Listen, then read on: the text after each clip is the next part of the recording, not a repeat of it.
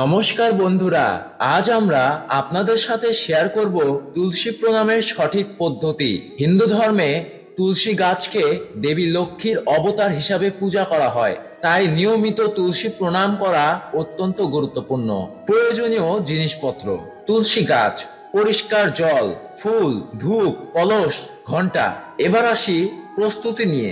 স্নান করে পরিষ্কার পোশাক পরুন। তুলসী গাছের চারপাশে পরিষ্কার করে নিন। একটি কলসে পরিষ্কার জল ভরে রাখুন। ফুল, ধূপ এবং ঘণ্টা প্রস্তুত রাখুন। এবার মন্ত্র পাঠ করুন। ওম বৃন্দাবনী তুলসী দেবী, এই মন্ত্রটি 108 বার জপ করুন। আরতি করার সময় ধূপ জ্বালুন এবং ঘণ্টা বাজিয়ে তুলসী গাছে আরতি করুন।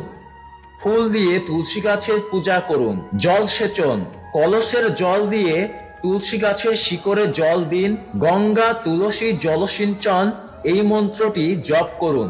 দু হাতের আঙ্গুল মিলিয়ে তুলসী গাছের পাতা স্পর্শ করুন। তুলসী মাতা কি জয় বলে প্রণাম জানান। প্রার্থনা করার সময় আপনার মনের ইচ্ছা এবং প্রার্থনা তুলসী দেবীর কাছে জানান। মনের শান্তি এবং কল্যাণের জন্য প্রার্থনা করুন।